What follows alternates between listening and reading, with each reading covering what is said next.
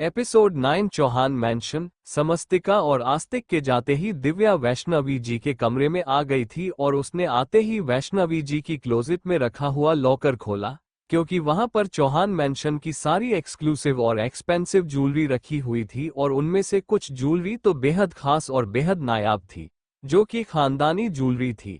उसने तुरंत लॉकर में से काफी सारी ज्वेलरी निकाली और उसे अपनी साड़ी के पल्लू में छुपाकर खाली बॉक्स वहीं रखकर वहां से तुरंत चली गई।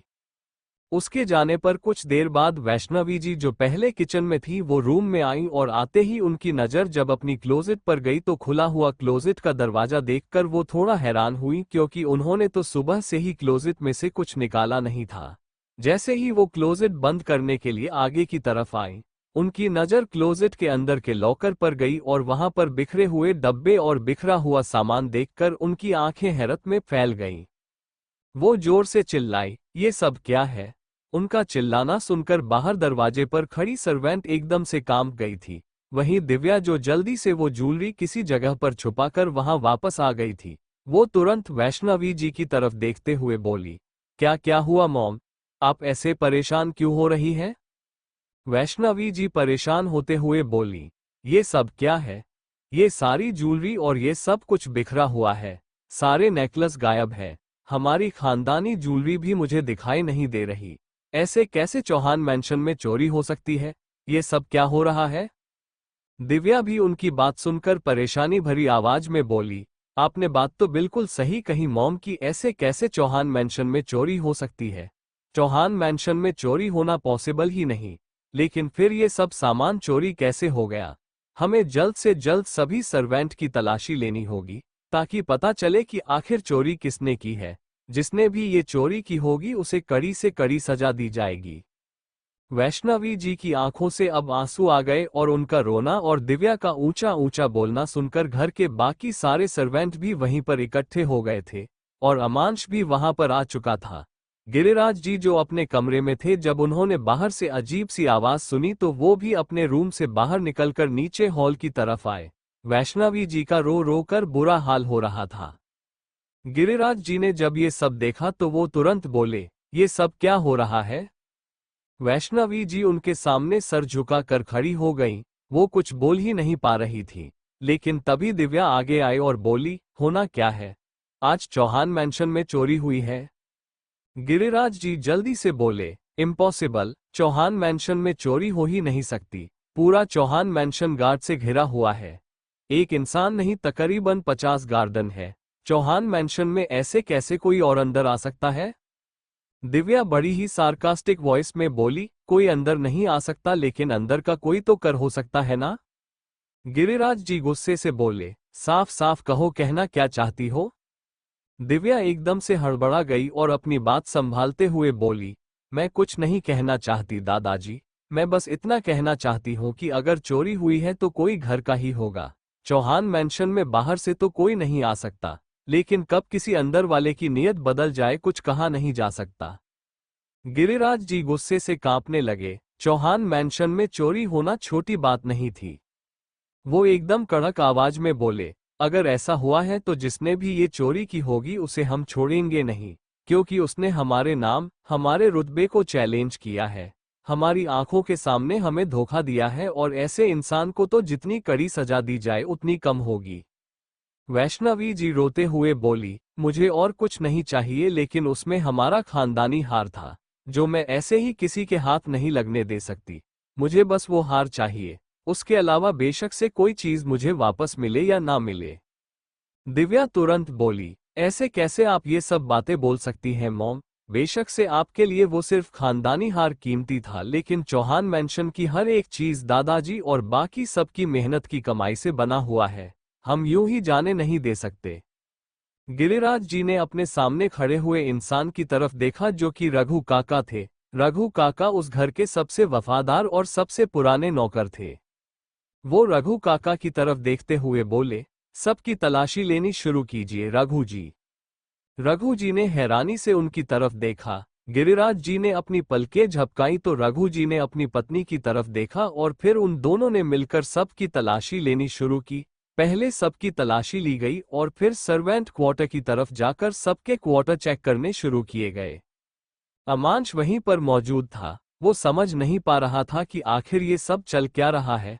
चौहान मैंशन में चोरी, ये बात उसके लिए भी लगभग से इम्पॉसिबल थी, और ऊपर से दिव्या का इन सब में इस तरह से इन्वॉल्व होना तो उसे और भी ज्यादा हैरान कर रहा था।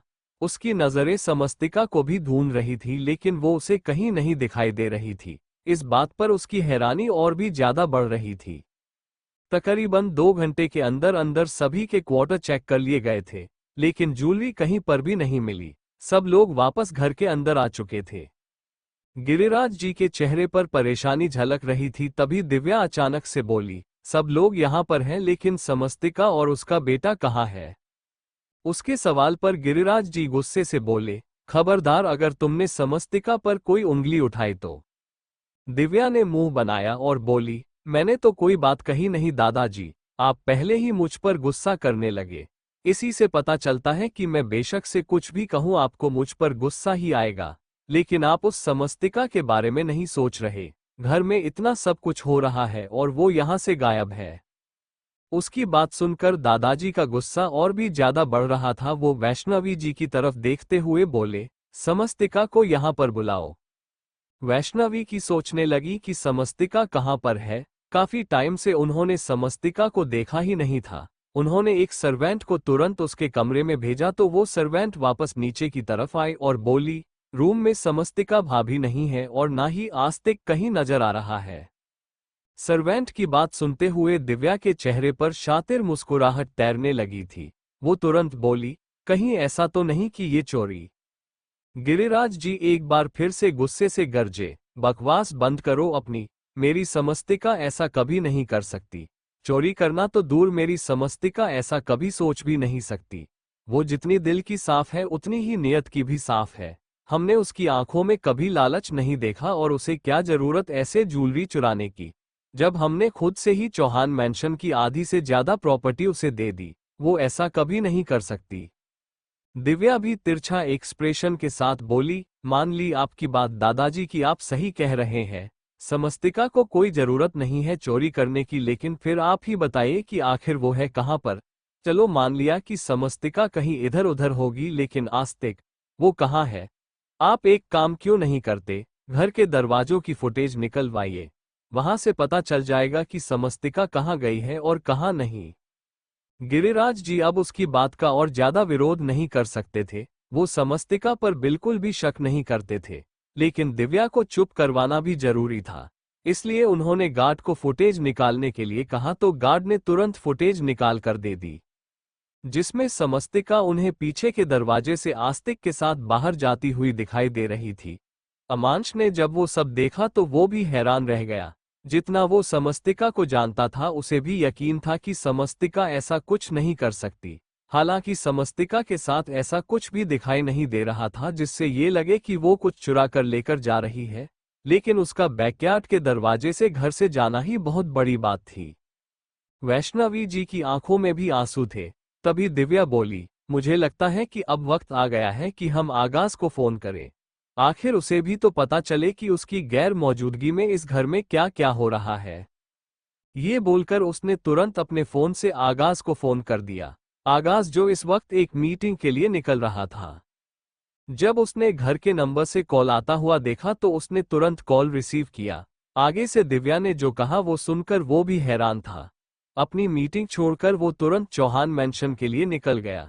इस वक्त उसके दिल में एक अलग ही हलचल मच हुई थी। ये जान लेना कि समस्तिका चौहान मैंशन छोड़कर चली गई है उसे एक अलग ही फीलिंग दे रही थी। एक तकलीफ उसे अपने सीने में महसूस हो रही थी, जो वो महसूस करना नहीं चाहता था, लेकिन उस फीलिंग से भाग भी नहीं पा रहा था। वो जैसे ही चौहान मैंशन आया, उसने वैष्णवी जी का जो हाल देखा वो देखकर उसे भी बहुत बुरा लगा। वो तुरंत वैष्णवी जी को समझाते हुए बोला, आप फिक्र मत कीजिए मॉम, ज्वेलरी ही गई है ना। उसकी बात सुनकर वैष्णवी हैरानी से बोली, ये तुम कैसी बात कर रहे हो आगाज? यहाँ पर सब लोग समस्तिका पर इल्जाम लगा रहे हैं। क्या तुम्हें भी ऐसा लगता है कि समस्तिका ने चोरी की? आगाज उनकी बातों का कोई जवाब दे ही नहीं पाया। वो खुद नहीं जानता था कि वो किस बात पर यकीन करें और किस बात पर नहीं। वैष्णवी जी रोते हुए सोफे पर बैठी और बोली, और कोई मेरी समस्तिका पर यकीन करे ना करे, लेकिन मैं मेरी समस्तिका को बहुत अच्छी तरह से जानती हूँ। चोरी उसने नहीं की है, वो ऐसा कभी कर ही नहीं सकती। मेरी बच्ची बहुत साफ दिल की है, जरूर किसी ने उसे कुछ कहा होगा इसलिए वो घर छोड़कर चली गई। प्लीज मेरी बच्ची को वापस को इस घर में ले आओ, ये घर उसके बिना मुझे घर नहीं लगता। कोई मेरे आस्तिक को वापस ले आओ। उनकी बातें सुनते हुए आगाज को अपनी कही हुई बातें याद आ रही थी, जो उसने समस्तिका को सुनाई थी। उसने अपने माथे पर अपना हाथ रख लिया। तभी दिव्या गुस्से से बोली, मुझे तो ये समझ में नहीं आता कि उस लड़की ने इस घर के लोगों पर जादू क्या किया है। ना जाने वो लड़की कहाँ से इस घर में आई और सब कुछ हड़प कर बैठ गई।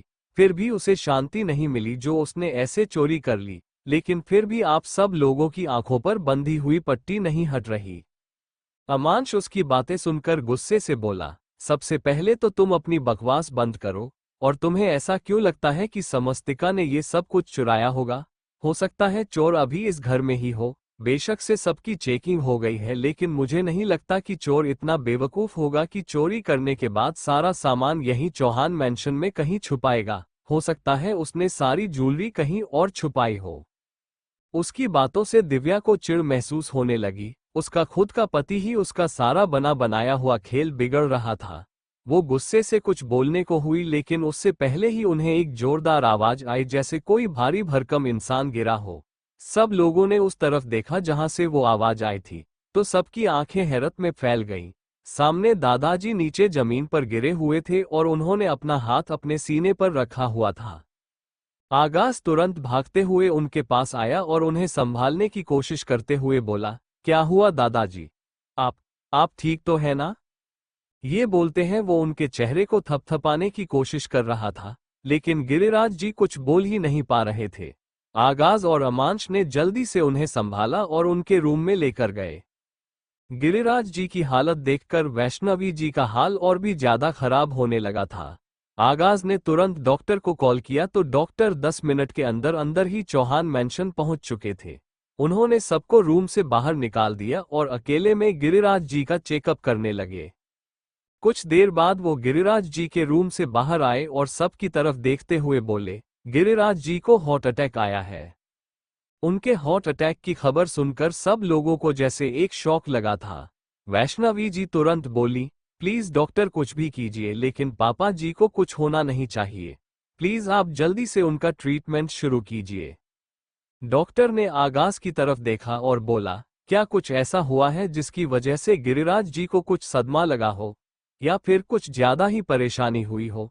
क्योंकि हमें उनका ट्रीटमेंट तो करना ही है, लेकिन उस वजह को भी जानना होगा जिसकी वजह से उन्हें इस तरह से हार्ट अटैक आया है।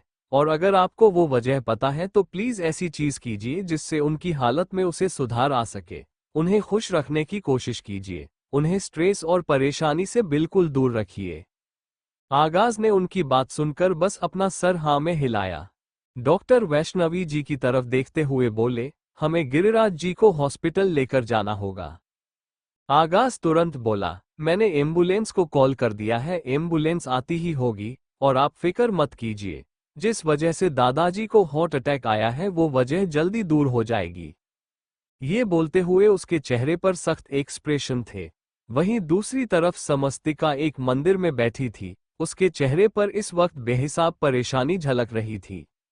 आस्तिक समस्तिका की तरफ देखते हुए बोला, हम कब तक यहीं पर बैठे रहेंगे माँ? प्लीज जल्दी से घर चलो ना माँ, मैं यहाँ पर थक गया हूँ, मुझे नींद आई है। समस्तिका को समझ नहीं आ रहा था कि वो उसके सवालों क्या जवाब दे। ये बात तो वो भी जानती थी कि वो यूं ही इस मंदिर में नहीं बैठी रह सकती, उसे कहीं और जाना होगा, लेकिन कहाँ, ये उसे समझ नहीं आ रहा था। तभी वो कुछ सोचते हुए बोली, अगर मैं शहर में रही तो मिस्टर चौहान मुझे ढूंढ लेंगे, मुझे जल्द से जल्द इस शहर से बाहर निकलना होगा। ये बोलकर उसने एक गहरी सांस ली और फिर आस्तिक के साथ मंदिर से बाहर निकल गई। सिटी हॉस्पिटल गिरिराज जी को हॉस्पिटल में एडमिट करवा दिया गया था और उनका ट्रीटमेंट चल रहा था। डॉक्टर्स उनकी सर्जरी कर रहे थे और पूरी फैमिली बाहर खड़ी थी। डॉक्टर इस वक्त काफी ज्यादा नर्वस नजर आ रहे थे। वही आगाज जो आईसीयू के बाहर ही खड़ा था। अचानक से उसका फोन बजा तो उसने तुरंत कॉल रिसीव किया। कॉल उसके मैनेजर तरुण का था। आगाज ने तरुण को समस्तिका की लोकेशन पता लगाने के लिए कहा हुआ था और अब तरुण ने उसे फोन पर बताया कि समस्तिका बस स्टैंड के आसपास देखी गई है। आगाज का चेहरा गुस्से से कांपने लगा। उसने तुरंत कॉल डिस्कनेक्ट किया और बाहर की तरफ जाने लगा तो वैष्णवी जी उसे रोकने बोली, तुम कहाँ जा रहे हो? आगाज ने एक नज़र उन्हें देखा और फिर बिना उन्हें कोई जवाब दिए ही हॉस्पिटल से बाहर आया और अपनी गाड़ी में बैठकर बस स्टैंड के लिए निकल गया। कुछ देर बाद बस स्टैंड समस्तिका आस्तिक का हाथ पकड़कर एक बस में बैठी थी। उसे बस के चलने का इंतजार था। लगभग से आधा घंटा हो गया था उसे उस बस में बैठे हुए, लेकिन वो बस चल ही नहीं रही थी। जबकि जब वो बस में बैठने लगी थी तब उसने पूछा था कि बस को चलने में कितना वक्त है और ड्राइवर ने यही कहा था कि सिर्फ 5 मिनट। आस्तिक उसकी तरफ देखते हुए बोला, माँ आपने तो कहा था कि ये बस 5 मिनट में चलने वाली है, लेकिन ये बस तो चल ही नहीं रही है। क्या हम यहीं पर बैठे रहेंगे और हम जा कहाँ रहे हैं? हमें तो घर जाना है ना?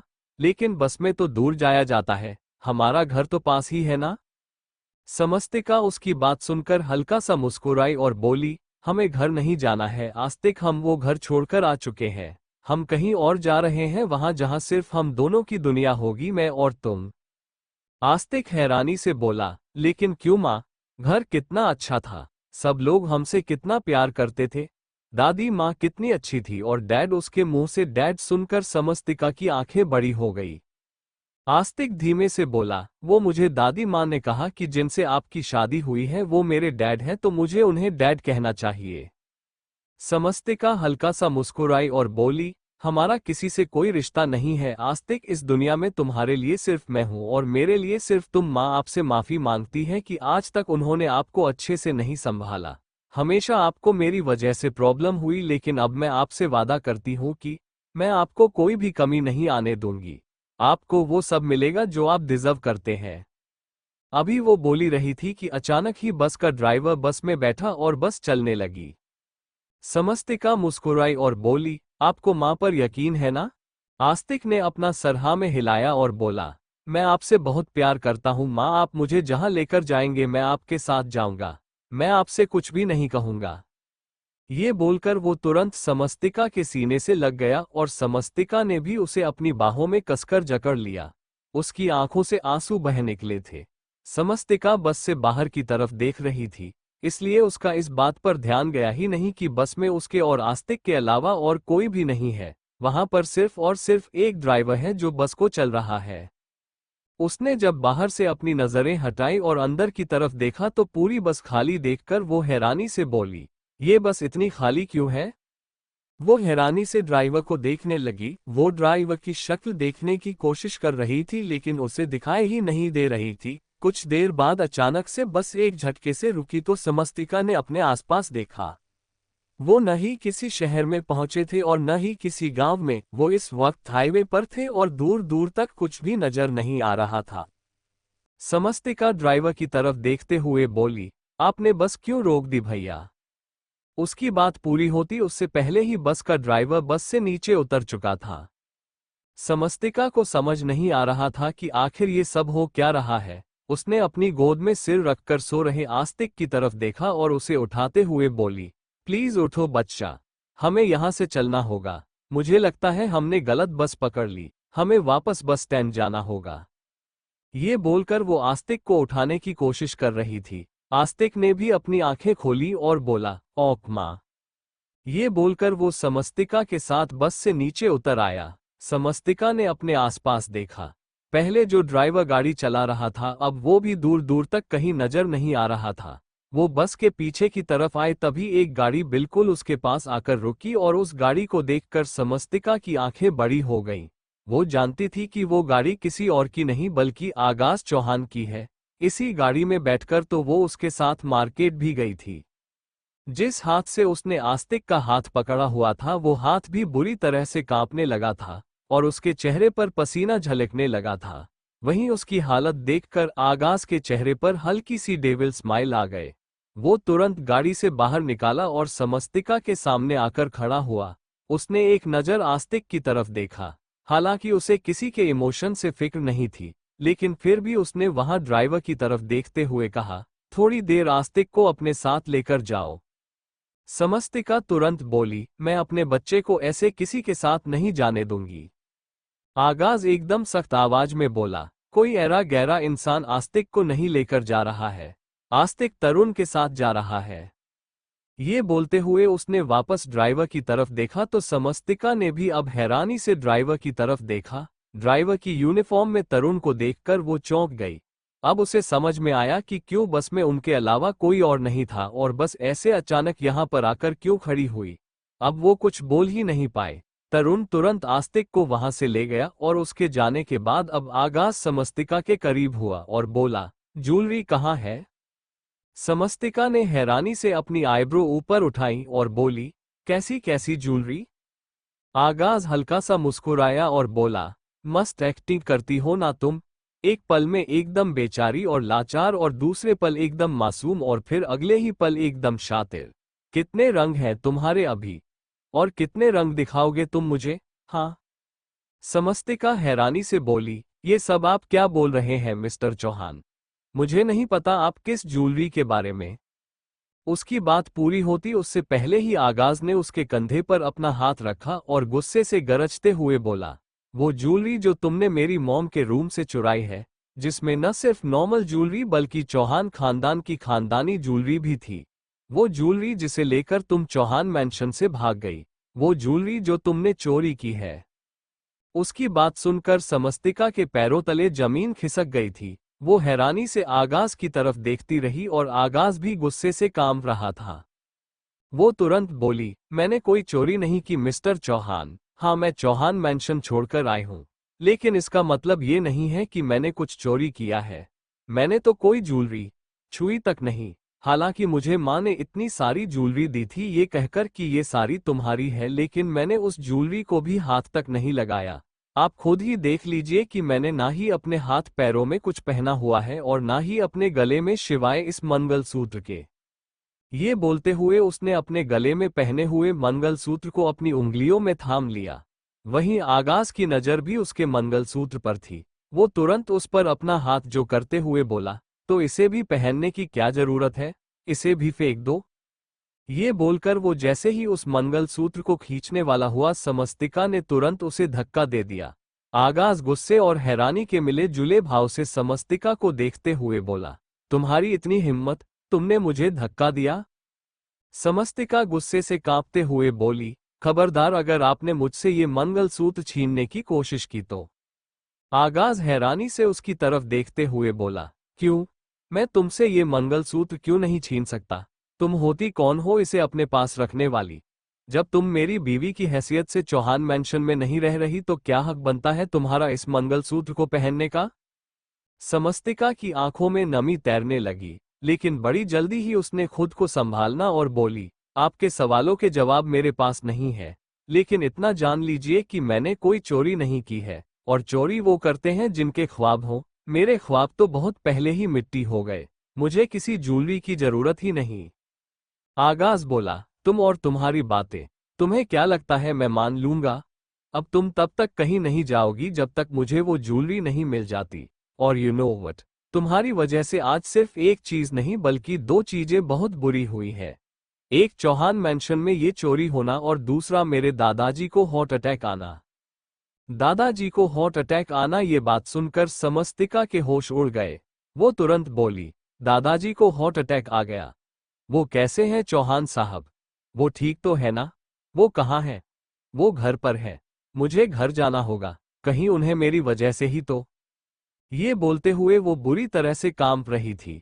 वहीं आगाज उसकी बात सुनकर व्यंग्य से हंसा और बोला, ऐसी गलतफहमी अपने दिल में मत कर लेना कि उन्हें हार्ट अटैक तुम्हारी वजह से आया है, बल्कि उन्हें हार्ट अटैक तुम्हारी हरकतों की वजह से आया है। कितना विश्वास किया था उन्होंने तुम पर, और तुमने क्या नतीजा दिया उनके विश्वास का? उनके ही घर पर चोरी कर ली। कितनी बेशर्म लड़की हो तुम। समस्तिका, जो गिरिराज जी को अटैक आने की बात सुनकर एकदम चौंक चुकी थी, वो आगाज की बातों का अब कोई रिप्लाई नहीं दे रही थी। वो इस परेशानी में थी कि ना जाने दादाजी किस हालत में होंगे और किस हालत में नहीं। वो अब बस जल्द से जल्द उनके पास पहुंचाना चाहती थी। वो आगाज की तरफ देखते हुए बोली, प्लीज मिस्टर चौहान, मुझे दादाजी के पास लेकर चलिए। मैं आपके आगे हाथ जोड़ती हूँ। प्लीज मुझे घर ले चलिए, मैं कहीं नहीं जाना चाहती। आगाज मुस्कुराया और बोला, अगर तुम जाना चाहोगी भी तो भी तुम कहीं नहीं जा सकती हो, ब्लडी गोल्ड डिगर। जब तक तुम मुझे वो सारी ज्वेलरी वापस नहीं लौटा देती तब तक चौहान मैंशन से तुम्हारा बाहर निकलना पॉसिबल ही नहीं। ये बोलकर उसने समस्तिका का हाथ पकड़ा और उसे अपनी गाड़ी की तरफ लेकर बढ़ गया।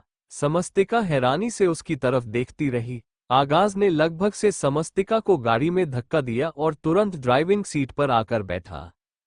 समस्तिका रोते हुए बोली, लेकिन आस्तिक, आस्तिक तो आपके मैनेजर के पास है ना, प्लीज उसे तो बुला लीजिए। वो बोलती ही रह गई और आगाज ने गाड़ी स्टार्ट कर दी थी। समस्तिका इधर उधर अपना चेहरा घुमाकर आस्तिक को ढूंढ रही थी, लेकिन आस्तिक उसे कहीं भी नहीं मिल रहा था।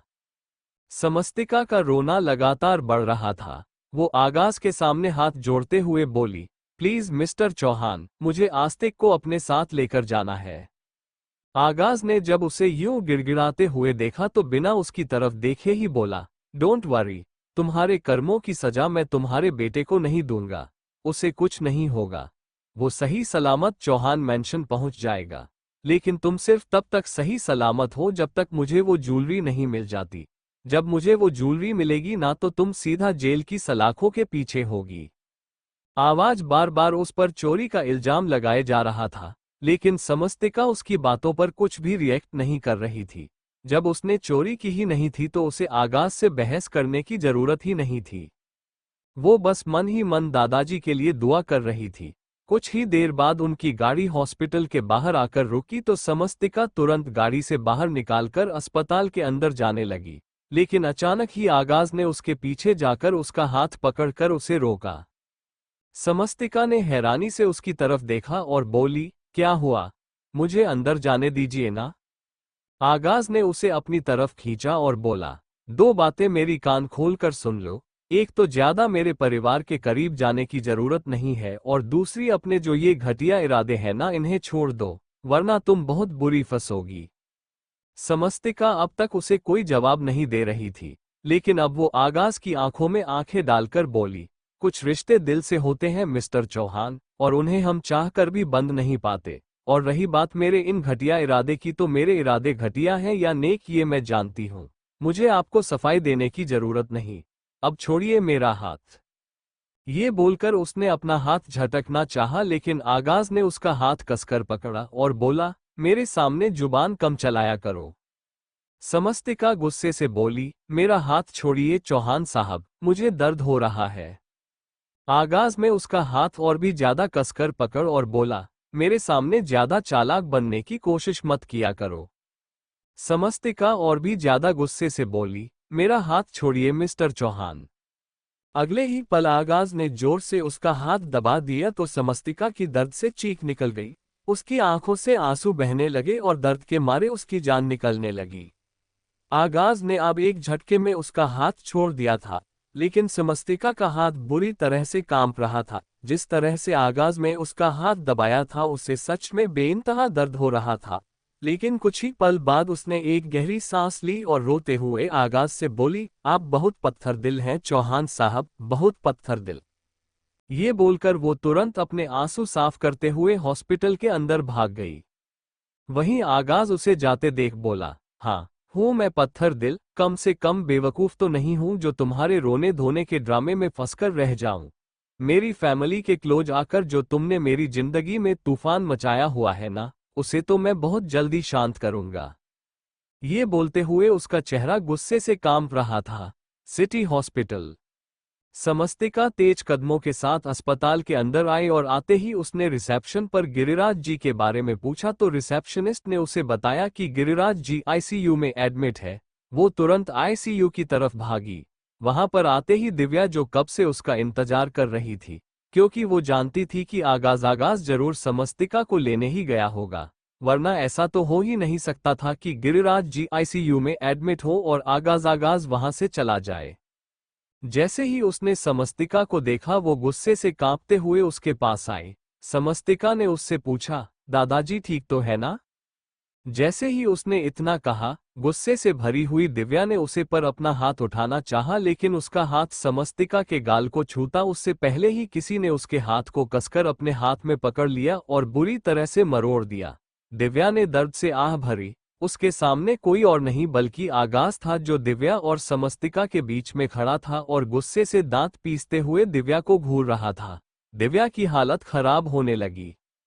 आगाज ने एक झटके में उसका हाथ छोड़ा और बोला, आज तक तुमने बहुत सारी गलतियां की हैं जो मैंने माफ की हैं, लेकिन ये गलती मैं माफ नहीं करूंगा। आज तो कोशिश कर दी मेरी बीवी पर हाथ उठाने की, आइंदा अगर उसकी तरफ नजर उठाकर देखा भी तो आंखें निकाल लूंगा मैं तुम्हारी। ये बोलकर उसने एक झटके में दिव्या का हाथ छोड़ दिया। दिव्या दर्द से कराह रही थी। जिस तरह से आगाज ने उसका हाथ मरोड़ था, उसकी उंगलियां भी दिव्या के हाथ पर छप चुकी थीं। दिव्या की हालत खराब थी, लेकिन वो फिर भी चिल्लाते हुए बोली, मुझे धमकी देना बंद करो। पहले अपनी बीवी की हरकत देखो। उसने चौहान मैंशन में चोरी की है, जो छोटी मोटी बात नहीं, और उसकी चोरी की वजह से ही आज दादाजी इस हालत में है। उसके चिल्लाने की आवाज सुनकर वैष्णवी जी, जो कब से अपनी आंखें बंद कर आईसीयू के बाहर चेयर पर बैठी थीं, जैसे ही उन्होंने समस्तिका को देखा वो तुरंत वहां पर आई और समस्तिका का हाथ पकड़कर उसके गाल को छूते हुए बोली, तुम ठीक तो हो ना समस्तिका? तुम्हें कुछ हुआ तो नहीं? तुमने क्यों किया? तुम घर छोड़कर क्यों चली गई थी? जब दिव्या ने वैष्णवी जी को समस्तिका की इतनी फिक्र करते हुए देखा तो उसका चेहरा गुस्से से और भी ज्यादा कांपने लगा। उसने क्या कुछ नहीं किया था समस्तिका को सबकी नजरों में गिराने के लिए, लेकिन सबका समस्तिका के बिना ऐसा हाल हो चुका था जैसे वो न जाने कितने दिनों से भूखे प्यासे हों। वैष्णवी जी ने पानी का एक घूंट तक नहीं पिया था समस्तिका के बिना। समस्तिका वैष्णवी जी के चेहरे को अपने हाथों में थामते हुए, मैं ठीक हूं माँ, आप ये बताइए दादाजी ठीक है? उन्हें कुछ हुआ तो नहीं? क्या कहते हैं डॉक्टर, वो ठीक हो जाएंगे ना? दिव्या चिल्लाते हुए बोली, अगर तुम्हें इतनी फिक्र थी दादाजी की तो तुम घर से चोरी करके क्यों भाग गई? मतलब खुद तो गई ही, हमारी खानदानी ज्वेलरी भी अपने साथ ले गई। समस्तिका उसकी बात पर हैरानी से उसकी तरफ देखने लगी और फिर वैष्णवी जी को देखते हुए बोली, माँ मैं ज्यादा नहीं कहूंगी, बस इतना कहूंगी कि मुझ पर यकीन कीजिए, मैंने चौहान मैंशन से कुछ भी चोरी नहीं किया है। मैंने कोई ज्वेलरी नहीं चुराई है माँ। वैष्णवी जी तुरंत बोली, मैं जानती हूँ बेटा, तुम चोरी कर ही नहीं सकती हो, तुम ज्वेलरी की फिक्र मत करो, मुझे ज्वेलरी से कोई लेना देना नहीं है। लेकिन पापा जी की हालत बहुत खराब है, उन्हें हार्ट अटैक आया है। आगाज वैष्णवी जी और समस्तिका की तरफ देख रहा था। वैष्णवी जी ने कितनी आसानी से मान लिया था कि समस्तिका ने कोई चोरी नहीं की। वो समस्तिका की तरफ देखते हुए मन ही मन बोला, कितने नकाब ओढ़ रखे हैं तुमने अपने चेहरे पर समस्तिका। मेरे सामने कितनी चालाक बनती हो तुम और मोम के सामने कितनी भोली और मासूम बनकर रहती हो, इसीलिए वो तुम्हारे जल में फंस चुकी है। बट डोंट वरी, बहुत जल्दी तुम्हारी सच्चाई मैं उनके सामने भी लाऊंगा। और रही बात चोरी की तो वो तो मैं पता लगा कर ही रहूंगा कि तुमने वो ज्वेलरी चुराई है या नहीं। वो ज्वेलरी मेरे लिए मैटर नहीं करती, लेकिन मेरी फैमिली के इमोशंस, उनके साथ मैं किसी को खेलने नहीं दे सकता। दिव्या वैष्णवी जी की तरफ देखते बोली, मुझे तो समझ में नहीं आता मॉम कि आप इस लड़की पर इतना यकीन कर कैसे सकती हैं। वैसे भी हमें इसके खून खानदान का भी नहीं पता है। हमें तो ये भी नहीं पता कि शादी से पहले ये कहाँ रहती थी, क्या करती थी। हो सकता है ये इस घर में आई ही चोरी के इरादे से हो। आखिर सबको पता है कि चौहान मैंशन में किसी चीज की कोई कमी नहीं है। अगर कोई छोटा मोटा हाथ भी मारेगा तो करोड़ों की चीज उसके हाथ लग जाएगी। और इसके तो हाथ भी 4 हैं, 2 तो इसके खुद के और 2 इसके बेटे के। हमें तो ये भी नहीं पता कि वो इसका बेटा है भी या नहीं। कहीं वो इसका चोरी में पार्टनर तो नहीं। उसकी बात सुनकर समस्तिका को हद दर्जे का गुस्सा आ रहा था, लेकिन वो कुछ बोलती उससे पहले ही आगाज का गुस्सा फूट पड़ा। वो चिल्लाते हुए बोला, अगर तुम्हें हॉस्पिटल में नहीं रहना तो तुम यहाँ से बाहर जा सकती हो, लेकिन खबरदार अगर तुमने किसी के बारे में भी यहाँ पर कुछ भी कहा तो। दिव्या उसके गुस्से से एकदम कांप गई। वहीं अमांश जो अभी अभी वहां पर आया था वो तुरंत उन सबके पास आया और हैरानी से समस्तिका की तरफ देखते हुए बोला, तुम वापस आ गई? कहाँ गई थी तुम और क्यों? उसके सवाल पर समस्तिका को बहुत ऑकवर्ड सा फील होने लगा, क्योंकि वो उससे ना सिर्फ सवाल कर रहा था बल्कि उसने समस्तिका का हाथ भी पकड़ रखा था। वहीं आगाज भी हैरानी से अमांश की तरफ देख रहा था। उसका समस्तिका का हाथ पकड़ना उसे सिर्फ ऑकवर्ड नहीं बल्कि गुस्सा भी दिला रहा था। समस्तिका ने तुरंत अमांश से अपना हाथ पीछे खींचा और बोली, वो मैं। दिव्या गुस्से से बोली, हाँ आपको तो इसकी फिक्र होगी ही अमांश। मुझे तो समझ में नहीं आता कि इस लड़की ने आप सब पर जादू क्या किया है। आप सबको ये दिखाई दे रही है, ये नहीं दिखाई दे रहा कि इसकी वजह से दादाजी की क्या हालत हो गई है। दिव्या की बात पर वैष्णवी जी तुरंत बोली, अगर पापा जी की हालत खराब समस्तिका की वजह से हुई है तो उनकी हालत सही भी वही करेगी। समस्तिका हैरानी से वैष्णवी जी को देखने लगी और वैष्णवी जी ने अब समस्तिका का हाथ अपने हाथ में लिया और उसे आईसीयू की तरफ लेकर गई। डॉक्टर गिरिराज जी की सर्जरी कर चुके थे, लेकिन अभी तक उन्हें होश नहीं आया था और वो बेहोश थे। वैष्णवी जी तुरंत समस्तिका को अंदर आईसीयू में ले गईं और उन्हें बिल्कुल गिरिराज जी के पास लेकर आईं। वैष्णवी जी समस्तिका की तरफ देखते हुए बोली, तुम्हें पता है समस्तिका, तुम्हारे चौहान मैंशन में आने के बाद सबसे बड़ा बदलाव क्या आया है? सबसे बड़ा बदलाव ये आया कि मैंने पापा जी को मुस्कुराते हुए देखा, उन्हें आस्तिक के साथ खेलते हुए देखा, उन्हें अच्छे से खाते पीते हुए देखा, वरना जब तुम चौहान मैंशन में नहीं थी तब ऐसा कुछ नहीं होता था। पापा जी अपने रूम से बाहर तक नहीं निकलते थे, हंसना मुस्कुराना तो दूर वो किसी से बात भी नहीं किया करते थे, लेकिन तुम्हारे आने के बाद बहुत सारी चीजें ऐसी हुई है जो पहले नहीं होती थी। मुझे लगता है तुम्हारा जरूर पापा जी से कोई कनेक्शन है। वो कनेक्शन क्या है ये तो मैं भी नहीं जानती, लेकिन कुछ तो है। अगर तुम पापा जी को होश में आने के लिए कहोगी तो वो जरूर होश में आएंगे। समस्तिका उनकी बातें सुनकर हैरान थी कि आखिर उसका दादाजी से क्या कनेक्शन हो सकता है। वैष्णवी जी मुस्कुराते हुए बोली, बाकी सबका तो नहीं पता, लेकिन मुझे उम्मीद जरूर है समस्तिका कि तुम पापा जी को बिल्कुल ठीक कर दोगी। ये बोलकर उन्होंने समस्तिका के कंधे पर अपना हाथ रखा और वहां से चली गई। समस्तिका को ऐसा लगा जैसे वैष्णवी जी उसके कंधे पर बहुत बड़ी जिम्मेदारी डाल गई हो। उनके जाने के बाद उसने दादाजी के हाथ पर अपना हाथ रखा और बोली, मुझे नहीं पता माँ ने मुझे ये सब कुछ क्यों कहा दादाजी। बेशक से हम दोनों का कनेक्शन है या नहीं मैं नहीं जानती, लेकिन आपको होश में आना होगा, पूरी तरह से ठीक होना होगा। आप यूं ही सारी जिम्मेदारी मुझ पर नहीं डालकर जा सकते। मैंने बहुत बड़ी गलती की चौहान मैंशन से जाने की, लेकिन शायद मेरी किस्मत अब यहीं पर है।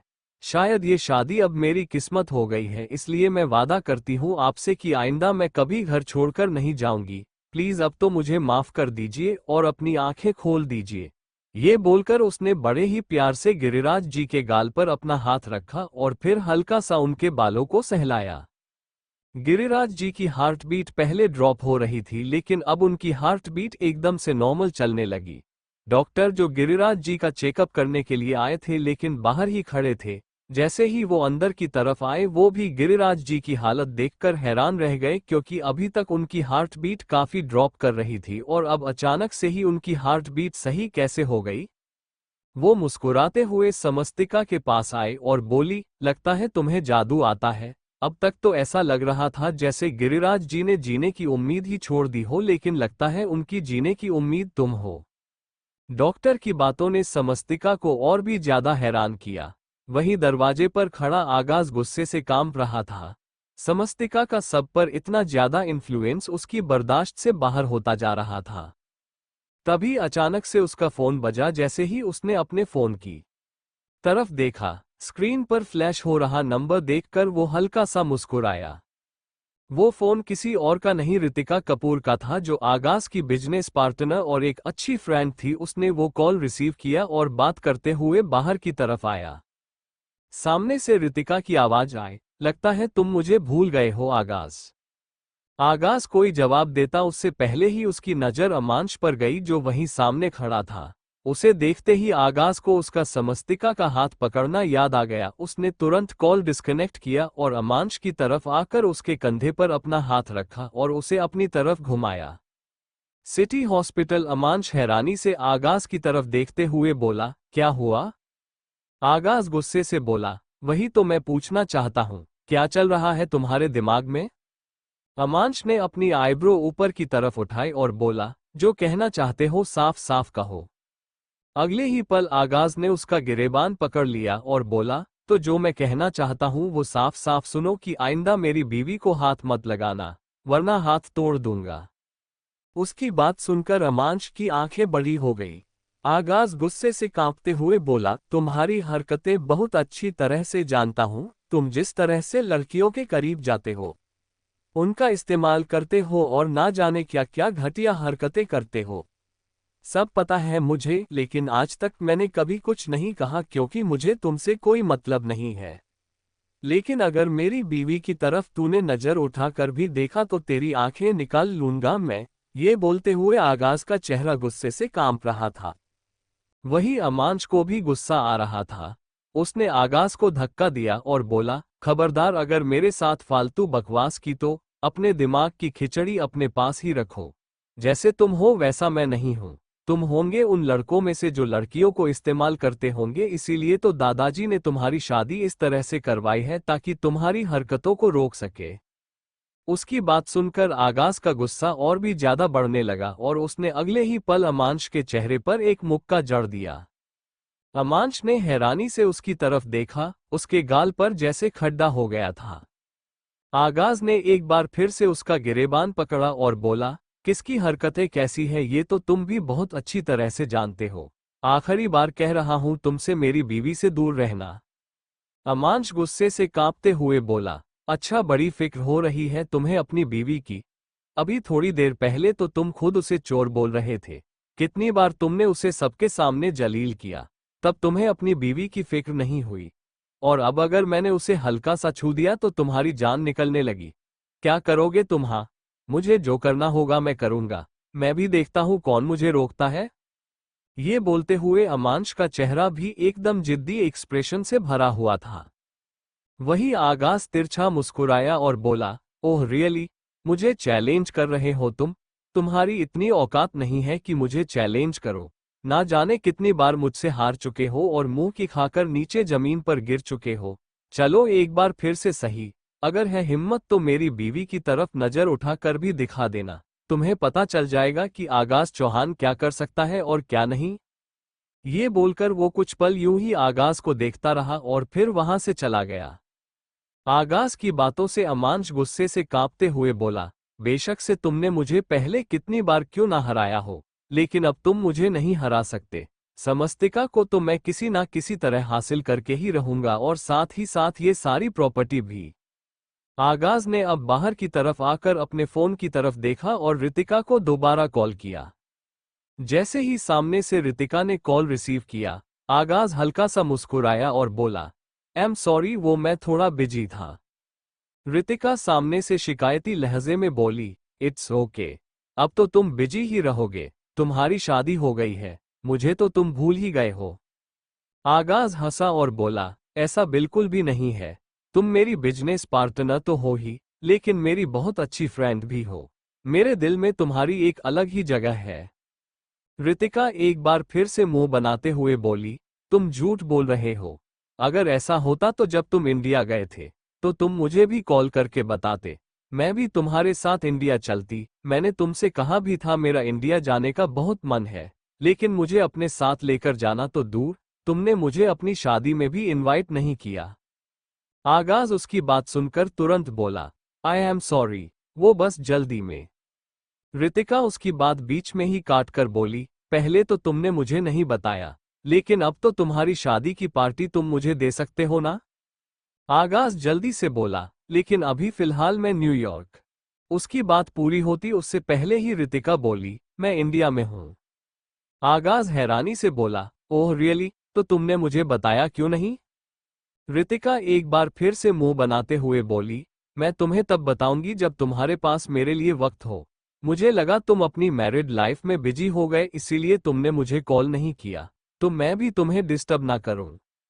आगाज ने एक गहरी सांस ली और बोला, ऐसा कभी मत सोचना, मैंने तुमसे कहा ना कि मेरे दिल में तुम्हारे लिए एक अलग जगह है, तो तुम इन सब चीजों के बारे में मत सोचो। मुझे बस ये बताओ कि तुम हो कहां पर, मैं अभी तुम्हें पिक करने आ रहा हूं। तुम मेरे साथ चौहान मैंशन में रहोगी, मैं नहीं चाहता कि मेरे यहाँ होते हुए तुम किसी होटल में स्टे करो।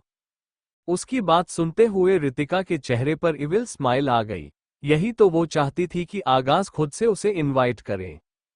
उसने जल्दी से आगाज को अपना एड्रेस दिया और आगाज ने भी अपने मैनेजर को तुरंत उसे पिक करने के लिए भेज दिया था, क्योंकि वो अभी फिलहाल गिरिराज जी को छोड़कर नहीं जा सकता था। तभी डॉक्टर ने आकर उसे बताया कि अब गिरिराज जी की हालत बिल्कुल ठीक है, बस उन्हें कुछ घंटे ऑब्जर्वेशन में रखना होगा और उसके बाद वो उन्हें घर लेकर जा सकते हैं। डॉक्टर की बात सुनकर आगाज मुस्कुराया। तभी उसकी नज़र समस्तिका पर गई जो बाहर से अंदर की तरफ आ रही थी। डॉक्टर के जाने के बाद समस्तिका आगाज के सामने आकर खड़ी हुई और बोली, आस्तिक कहाँ है? आगाज व्यंग्य से बोला, बड़ी फिक्र हो रही है तुम्हें आस्तिक की, पर फिक्र तो होगी, तुम्हारा पार्टनर जो है वो।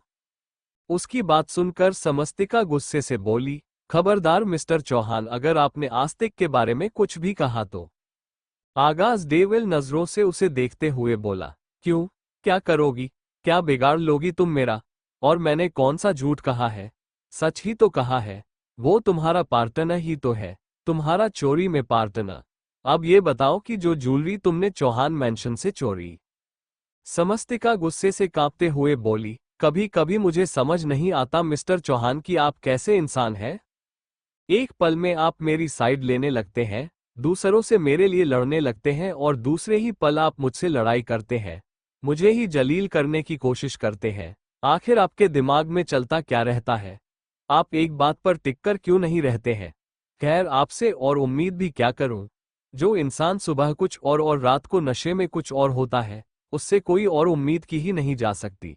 मुझे बस इतना बताइए कि आस्तिक कहाँ है, मुझे उसके पास जाना है। आगाज एक्सप्रेशन लेस होकर बोला, तुम्हें आस्तिक चाहिए और मुझे वो ज्वेलरी जो तुमने चौहान मैंशन से चुराई है, मुझे वो ज्वेलरी दे दो, मैं तुम्हें आस्तिक दे दूंगा। उसकी बात सुनकर समस्तिका के होश उड़ गए। वो ऐसे कैसे उससे आस्तिक का सौदा कर सकता था? वो गुस्से और हैरानी के मिले जुले भाव से बोली, आपका दिमाग तो सही है मिस्टर चौहान, आप कैसी बातें कर रहे हैं? आप मेरे आस्तिक की तुलना अपनी ज्वेलरी से कर रहे हैं। आस्तिक के लिए मैं वो ज्वेलरी तो क्या पूरी दुनिया छोड़ दूं, लेकिन अगर मेरे पास वो ज्वेलरी हो तो मैं आपको वो ज्वेलरी दूंगी ना। मैंने सच में चोरी नहीं की, मेरा यकीन कीजिए, मैं कसम खाती हूं आस्तिक की। ये बोलते हुए उसकी आंखों से आंसू आ गए थे। वो कभी आस्तिक की कसम नहीं खाती थी, लेकिन आज उसे वो भी खानी पड़ रही थी। आगाज एक बार फिर से एक्सप्रेशनलेस और बेहद सख्त होकर बोला, मैं तुम्हारी बातों पर यकीन क्यों करूं? समस्तिका को उसकी बातों से इस वक्त बहुत ज्यादा तकलीफ महसूस हो रही थी, लेकिन उसने खुद को संभाला और आगाज की तरफ देखते हुए बोली, आपको मुझ पर शक है ना? आपको लगता है कि मैंने चोरी की है और आप मुझे मेरा आस्तिक तब देंगे जब मैं आपके सामने वो ज्वेलरी लेकर आऊंगी? तो ठीक है मिस्टर चौहान, आज तक मैंने आपकी सारी बातें मानी है, आज ये भी मान लेती हूँ। अब तो मैं आपके सामने ये बात प्रूफ करके रहूंगी कि ना मैंने चौहान मैंशन से कोई ज्वेलरी चुराई है और ना ही मुझे चोरी करने की कोई जरूरत। ये बोलकर वो वहां से जाने लगी। आगाज गुस्से से उसकी तरफ देखते हुए बोला, आखिर तुम्हें इतना घमंड है किस बात का? मेरे सामने झुकने की बजाय तुम मुझे ही एटीट्यूड दिखा रही हो। उसकी बात सुनकर समस्तिका के कदम रुक गए थे। उसने पलटकर आगाज की तरफ देखकर कहा, सच घमंडी ही होता है मिस्टर चौहान, वो तो झूठ होता है जिसमें घमंड तो छोड़िए इज्जत भी नहीं होती। और रही बात आपको एटीट्यूड दिखाने की और आपके सामने झुकने की, तो अगर आप प्यार से मेरी जान भी मांगते तो मैं दे देती, लेकिन आपने तो मेरे आस्तिक की कीमत लगा दी। अब तो बेशक से आप कुछ भी कर लीजिए मिस्टर चौहान, लेकिन ये समस्तिका आपके सामने कभी नहीं झुकेगी, कभी भी नहीं। ये बोलकर अब वो बिना एक पल रुके तुरंत वहां से चली गई और सीधा चौहान मैंशन में आई, क्योंकि उसे अपनी बेगुनाही साबित करनी थी। वो ज्यादा टाइम वेस्ट नहीं कर सकती थी, क्योंकि अब सवाल आस्तिक का था। लेकिन चौहान मैंशन आकर भी वो अपने कमरे में इधर उधर टहल रही थी, क्योंकि उसे समझ नहीं आ रहा था कि वो अपनी बेगुनाही साबित करे भी तो कैसे करें।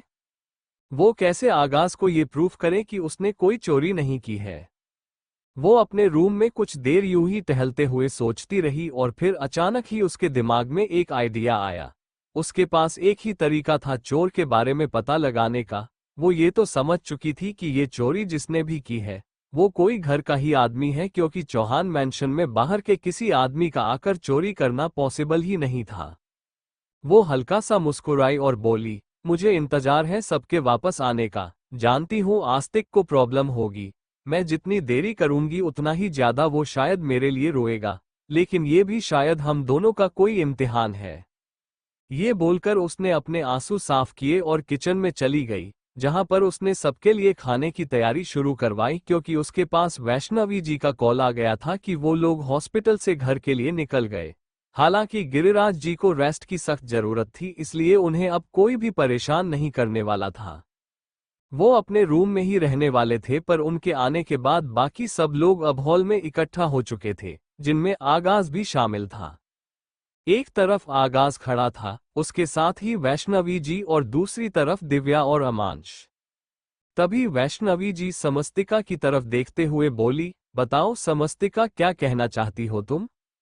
समस्तिका हल्का सा मुस्कुराई और उनके सामने आकर खड़ी हो गई। वो वैष्णवी जी की तरफ देखते हुए बोली, चोर मिल चुका है माँ। वैष्णवी जी ने तुरंत पूछा, कौन है चोर? वही आगाज के चेहरे पर सवालिया एक्सप्रेशन आ गए थे, जबकि दिव्या के चेहरे पर डर झलकने लगा था। अमांश की नजरें उसे ही नोटिस कर रही थी। तभी समस्तिका ने दिव्या की तरफ देखा। जैसे ही समस्तिका की नजरें दिव्या पर आई, दिव्या जो पहले ही डर रही थी, उसकी आंखें बड़ी हो गई। समस्तिका उसकी तरफ देखते हुए बोली, वो है चोर। ये बोलते हुए उसने अपनी उंगली दिव्या की तरफ की। दिव्या गुस्से से चिल्लाते हुए बोली, तुम पागल हो गई हो क्या? लेकिन उसकी बात पूरी होने से पहले ही उसके साथ खड़ी सर्वेंट तुरंत आगे की तरफ आई और बोली, मुझे माफ कर दीजिए मालकिन, मैं पैसों के लालच में आ गई थी। मुझे अपने बच्चे के इलाज के लिए पैसे चाहिए थे। मुझे डर लग रहा था कि कहीं मैं आपसे पैसे मांगूं तो पता नहीं आप मेरी मदद करेंगे या नहीं, इसलिए मैंने चोरी कर ली। दिव्या उस सर्वेंट की बात सुनकर हैरान रह गई। वही आगाज को भी समझ नहीं आ रहा था कि आखिर समस्तिका ने चोर को कैसे ढूंढ लिया। उस सर्वेंट ने अपने हाथों में पकड़ा हुआ एक बैग वैष्णवी जी की तरफ बढ़ाया और बोली, इसमें वो सारी ज्वेलरी है जो मैंने चौहान मैंशन से चुराई है। आप चाहे तो चेक कर सकते हैं, लेकिन प्लीज मेरी गलती के लिए मुझे माफ कर दीजिए। वैष्णवी जी की आंखों में नमी तैर गई। वो गुस्से से बोली, मुझे कुछ नहीं कहना, मुझे अपने रूम में जाना है। ये बोलकर वो जल्दी से अपने रूम में चली गई। वहीं समस्तिका अब आगाज की तरफ देखने लगी। आगाज ने उस सर्वेंट की तरफ देखा और बोला, इससे पहले कि मैं तुम्हें जेल में भिजवाऊं, दफा हो जाओ यहां से। उसकी धमकी सुनकर वो सर्वेंट भी वहां से चली गई। अमांश भी वहां से चला गया, जबकि दिव्या अभी भी वहीं पर खड़ी थी, उसका गला सूख रहा था। समस्तिका आगाज की तरफ देखते हुए बोली, मुझे आपसे कुछ जरूरी बात करनी है। आगाज को समझ आ गया था कि समस्तिका किस बारे में बात करना चाहती है। वो तुरंत बोला, तुम जाओ अपने रूम में, तुम्हें आस्तिक मिल जाएगा। समस्तिका हल्का सा मुस्कुराई और बोली, नहीं, मैं आस्तिक के बारे में नहीं बात कर रही हूँ। मेरा आपके साथ रोमांस करने का मन है मिस्टर चौहान, प्लीज आए ना मेरे साथ। ये बोलकर उसने आगाज का हाथ पकड़ा तो आगाज को ऐसे लगा जैसे कोई बम अचानक से फूट गया हो। वो यूं ही समस्तिका के साथ चले जा रहा था और देखते ही देखते वो लोग दिव्या की आंखों से ओझल हो गए। दिव्या ने तुरंत अपने आसपास देखा, जहां पर अब कोई भी नहीं खड़ा था। वो खुद से बोली, ऐसे कैसे हो सकता है कि वो सर्वेंट चोर हो, जबकि वो ज्वेलरी तो मैंने चुराई थी और उस सर्वेंट ने मॉम को ज्वेलरी कौन सी दी? ज्वेलरी तो मेरे पास है, मुझे जल्द से जल्द चेक करना होगा।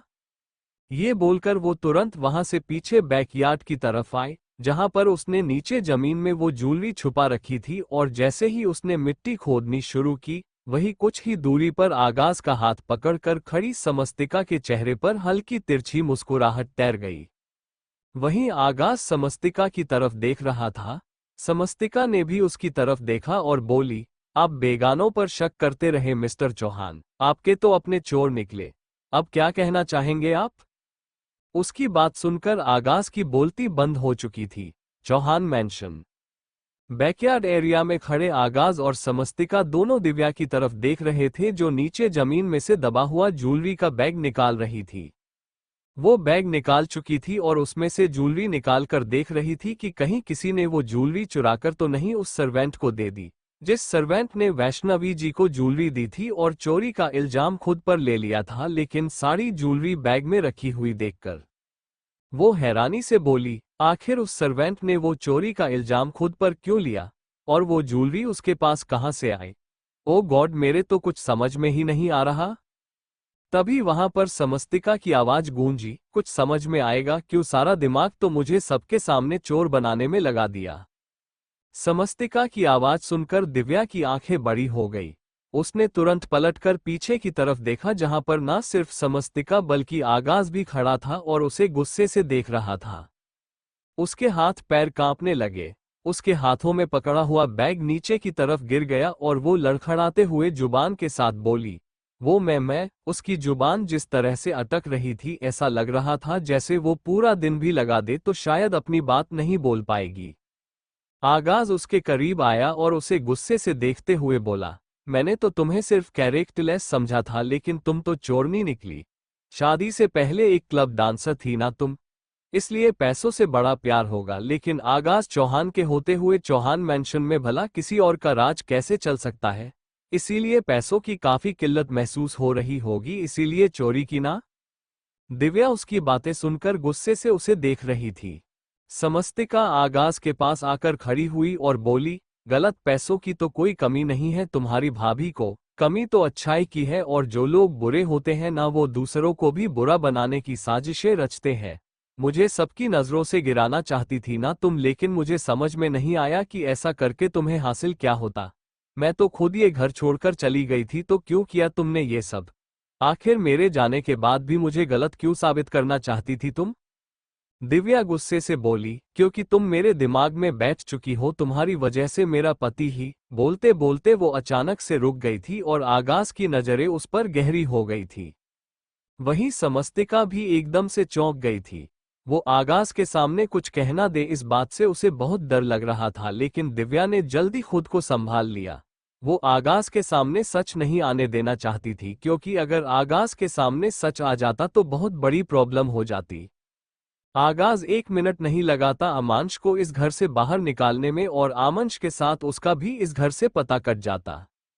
वो तुरंत बोली, क्योंकि मैं नफरत करती हूँ तुमसे, और क्यों करती हूँ ये मैं तुम्हें बताना जरूरी नहीं समझती, पर लेकिन इतना याद रखो कि अभी भी मुझे तुमसे नफरत है, और अगर मेरा बस चलता ना तो मैं तुम्हें इस घर से धक्के मारकर बाहर निकाल देती। आगाज तुरंत बोला, अगर है हिम्मत तो ये करके दिखाओ। अगर तुम्हें और तुम्हारे उस 2 कौड़ी के पति को धक्के मारकर मैं इस घर से बाहर नहीं निकाल दिया तो मैं भी आगाज चौहान नहीं। उसकी बात सुनकर समस्तिका हैरानी से उसकी तरफ देखने लगी। आगाज उसे हैरान नहीं करता था, बल्कि उसे एक झटका देता था। कभी उसे लोगों से बचने का झटका का तो कभी उसे सबके सामने जलील करने का झटका। 1 मिनट में उसका स्पोर्टर बन जाता था तो दूसरे ही पल उसे 4 बातें सुनाने में वक्त नहीं लगता था। दिव्या आगाज की तरफ देखते हुए बोली, बहुत प्यार आ रहा है ना तुम्हें अपनी पत्नी पर, लेकिन जिस दिन तुम्हें इसकी सच्चाई पता चलेगी ना, उस दिन तुम्हें इससे सबसे ज्यादा नफरत होगी। उसकी बात सुनकर आगाज की आंखें बड़ी हो गई। वो तुरंत बोला, कैसी सच्चाई? दिव्या ने एक पल के लिए समस्तिका की तरफ देखा। उसका मन तो कर रहा था कि आगाज को सारा कुछ बता दे, लेकिन बीच में नाम आमंश का आ जाता है, इसलिए चुप रह गई और तुरंत वहां से चली गई। उसके जाने के बाद आगाज ने अब समस्तिका की तरफ देखा और बोला, ऐसा भी क्या सच छुपा रखा है तुमने? मैंने भी तुम्हारे बारे में पता लगवाने की कोशिश की, लेकिन कुछ पता नहीं चला। आखिर बात क्या है? कौन हो तुम? कहां से आए हो? उसके सवाल सुनकर समस्तिका का गला सूखने लगा। वो हड़बड़ा कर बोली, मैं आपके सवालों के जवाब क्यों दूं? और आप बातें मत बदलिए, मैंने आपको असली चोर दे दिया ना, अब आप मुझे मेरा आस्तिक लौटा दीजिए। मुझे मेरे आस्तिक से मिलना है, पता नहीं वो किस हाल में होगा। आगाज थोड़े गुरूर भरी आवाज में बोला, बेशक से मुझे तुमसे नफरत है, लेकिन मुझे तुम्हारे बेटे से कोई प्रॉब्लम नहीं, तो इसलिए ये कभी मत सोचना कि मैं उसका कभी बुरा चाहूंगा। वो जहां भी है उस हालात से तो बढ़िया ही है जो तुम उसकी करने वाली थी। बिना पैसों के, बिना किसी चीज के तुम उसे लेकर पता नहीं कहां जा रही थी। तुम्हें ये तक नहीं पता कि तुम्हें जाना कहां है। उसकी बात सुनकर समस्तिका ने अपनी नजरें झुका ली। वो जानती थी आगाज ये क्यों बोल रहा है, क्योंकि जब वो बस में बैठी थी तो ड्राइवर ने उसे पूछा था कि उसे कहाँ जाना है, तो समस्तिका ने यूं ही बोल दिया था कि जहां ये बस जाए वही। आगाज को जब ड्राइवर ने मतलब उसके मैनेजर ने ये बात बताई तो वो भी हैरान था कि आखिर समस्तिका के दिमाग में चल क्या रहा है। समस्तिका धीमे से बोली, अब बता दीजिए आस्तिक कहाँ है। आगाज उसे गहरी नजरों से देखते हुए बोला, अपने रूम में। समस्तिका ने हैरानी से उसकी तरफ देखा और फिर तुरंत अंदर की तरफ गई और जैसे ही आस्तिक के रूम में आए तो देखा आस्तिक आराम से अपने बेड पर सो रहा था। मतलब वो चौहान मेंशन नहीं था और उसके लिए बेवजह इतना परेशान हो रही थी। वो उसके पास आई और उसके बालों को हल्का सहलाने लगी। वो बड़े ही प्यार से उसके चेहरे पर झुककर उसके माथे को चूम लिया और बोली, सॉरी बेटा, मेरी वजह से आप भी कितना परेशान रहते हैं। आप एक फैमिली चाहते हैं लेकिन मैं आपके फैमिली की वो खुशी नहीं दे पा रही हूँ जो आप डिजर्व करते हैं। मुझे ये भी नहीं पता अब हम कब तक यहाँ पर रहेंगे, लेकिन आई प्रॉमिस कि मैं आपको हर खुशी देने की कोशिश करूंगी। ये बोलते हुए वो हल्का सा मुस्कुराई। कुछ देर बाद वो आस्तिक के रूम से बाहर निकली और आगाज के रूम की तरफ जाने लगी, क्योंकि उसे तो वही रहना था। लेकिन तभी उसकी नज़र नीचे की तरफ कहीं जहां बाहर से एक लड़की अंदर की तरफ आ रही थी। उसने उसे लड़की को गौर से देखा। उस लड़की ने व्हाइट कलर की स्लिट ड्रेस पहनी हुई थी जिसमें से उसका गोरा पैर साफ नजर आ रहा था। बालों को हल्का कली किया हुआ था और चेहरे पर न्यूड मेकअप के साथ साथ काफी एटीट्यूड भी झलक रहा था। समस्तिका उस लड़की को देखते हुए सीढ़ियां उतरकर नीचे आ रही थी। अभी वो पूरी तरह से नीचे आए भी नहीं थी कि तभी दूसरी तरफ से आवाज आया और जैसे ही आगाज उस लड़की के सामने आकर खड़ा हुआ, वो लड़की तुरंत आगाज के सीने से लग गई। आगाज ने भी उसकी पीठ पर अपने हाथ रख दिए थे और दोनों इस तरह से एक दूसरे के गले लगे हुए थे जैसे उनके अंदर से हवा भी क्रॉस ना हो। समस्तिका को पता नहीं क्यों एक अजीब सी फीलिंग होने लगी। उसके चेहरे पर ही जलन साफ दिखाई दे रही थी। आगाज ने रितिका को खुद से अलग किया और बोला, कितना वक्त लगा दिया तुमने। रितिका हंसी और बोली, तुमने तो ड्राइवर भेज दिया था लेकिन मुझे थोड़ा काम था इसलिए मुझे देरी हो गई। एनीवेज तुमसे मिलकर बहुत अच्छा लगा। ये बोलकर वो एक बार फिर से आगाज के गले लग गई। समस्तिका मुंह बनाते हुए बोली, एक बार मिलने से तसल्ली नहीं हुई क्या। ये जो दोबारा गले लग रही है, वैसे गले लगा कम रही है और गले पड़ ज्यादा रही है। ये बोलते हुए वो उसे और भी ज्यादा गौर से देख रही थी। आगाज ने अभी भी उसकी कमर पर अपने हाथ रखे हुए थे। वो रितिका को लेकर अंदर की तरफ आया। वैष्णवी जी भी वहीं खड़ी थी। उन्होंने मुस्कुराते हुए रितिका की तरफ देखा। रितिका ने भी आगे जाकर उनके पैर छुए और वैष्णवी जी ने उसे आशीर्वाद दिया। आगाज और समस्तिका दोनों ने दिव्या के बारे में वैष्णवी जी को कुछ नहीं बताया था, लेकिन आगाज ने वो सर्वेंट जिसे समस्तिका ने वैष्णवी जी के सामने चोर बताया था, उसे 20 लाख रुपए दिए थे ताकि वो अपनी जिंदगी अच्छी से बिता सके। वो नहीं चाहता था कि दिव्या की इस घटिया हरकत के बारे में वैष्णवी जी को पता चले। वही समस्तिका साइड में खड़ी थी। वो रितिका की तरफ देख रही थी लेकिन रितिका ने उसे देखकर भी इग्नोर किया और फिर आगाज की तरफ देखते हुए बोली, तुम्हारी वाइफ कहाँ है, वो कहीं दिखाई नहीं दे रही। आगाज कुछ बोलता उससे पहले ही वैष्णवी जी समस्तिका की तरफ देखते हुए बोली, ये है समस्तिका, आगाज की वाइफ। सी रितिका ने समस्तिका की तरफ देखा और हैरानी से बोली, ओ रियली, ये है तुम्हारी वाइफ। मुझे लगा शायद ये चौहान मेंशन की कोई सर्वेंट है। आई मीन, मैंने तुम्हारी शादी के बारे में तो सुना था लेकिन तुम्हारी वाइफ का चेहरा नहीं देखा, पर आई मस्ट से तुम्हारी चॉइस काफी बदल गई है। तुम्हें तो हॉट एंड अट्रैक्टिव लड़कियां पसंद थी, तुम्हारी बीवी खूबसूरत तो है लेकिन क्लासी नहीं लग रही। ये बोलते हुए उसके चेहरे पर गुरूर अब और भी ज्यादा नजर आ रहा था। वहीं उसकी बात सुनकर समस्तिका का मुंह बन चुका था। तभी वैष्णवी जी रितिका की तरफ देखते हो बोली, तुम दोनों बातें करो, मैं तुम्हारे लिए चाय नाश्ता भिजवाती हूँ। ये बोलकर वहां से चली गई।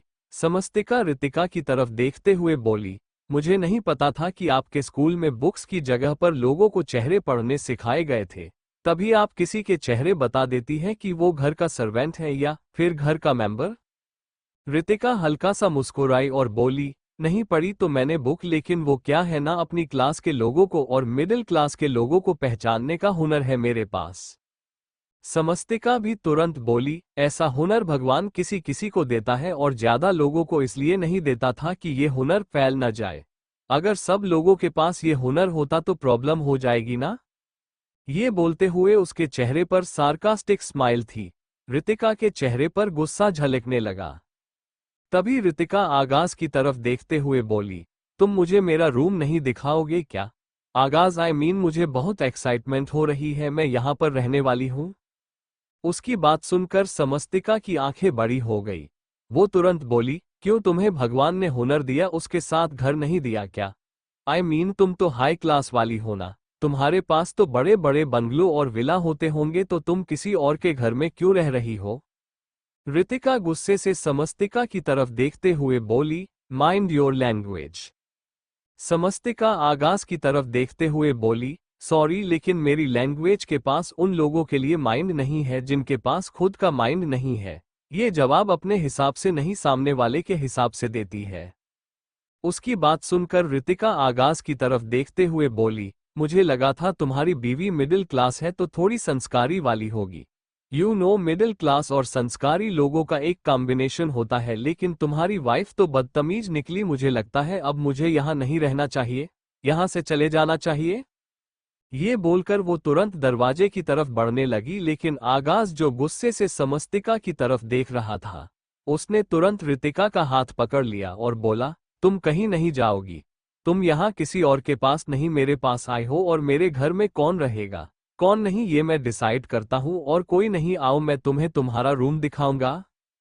ये बोलकर वो रितिका का हाथ पकड़कर ही सीढ़ियां चढ़ने लगा और रितिका के चेहरे पर एविल स्माइल आ गई। उसने आते ही समस्तिका से पंगा ही इसलिए लिया था ताकि पहली बारी में ही समस्तिका को उसकी औकात दिखा सके, वरना उसने तो समस्तिका का चेहरा इस हद तक देखा था कि समस्तिका की तस्वीर उसकी आंखों में छप चुकी थी। समस्तिका आगाज और रितिका की तरफ देख रही थी। आगाज ने अभी भी रितिका का हाथ नहीं छोड़ा था और इस बात पर समस्तिका को एक बार फिर से जलन हो रही थी। वो गुस्से से मुंह बनाते हुए बोली, पहले ही मिस्टर चौहान 7वें आसमान पर रहते हैं, अब तो पता नहीं वो क्या ही करने वाले हैं। एक चुड़ैल जो आए हैं उन पर जादू टोना करने, पर अगर इसने मुझसे कोई बकवास की तो मुझसे जवाब सुन भी लेगी। ये बोलते हुए समस्तिका का क्यूट सा चेहरा गुस्से में एकदम बवाल लग रहा था। वही आगाज हल्का सा अपना चेहरा घुमाकर समस्तिका की तरफ देख रहा था और उसके चेहरे पर इस वक्त समस्तिका के लिए गुस्सा साफ झलक रहा था। वो समस्तिका की तरफ देखते हुए बोला, तुम्हारी इतनी हिम्मत कि तुम मेरे मेहमानों के साथ बदतमीजी करो, तुम्हें तो मैं बहुत अच्छा सबक सिखाऊंगा। कुछ देर बाद समस्तिका अपने रूम में थी और अपना सामान समेट रही थी। वो जाने से पहले अपना सारा सामान क्लोजेट में से निकाल गई थी और अब उसे वो सारा सामान दोबारा रखना पड़ रहा था, लेकिन बार बार वो बाहर की तरफ जा रही थी, जहां उसकी नजरें सामने सीधा रितिका के कमरे की तरफ जाती। अभी भी आगाज रितिका के कमरे में था और इस बात से उसे चिढ़ मच रही थी। वो अंदर आए और क्लोजेट बंद करने के लिए क्लोजेट के पास आए। तभी रूम का दरवाजा खुला और आगाज अंदर की तरफ आया।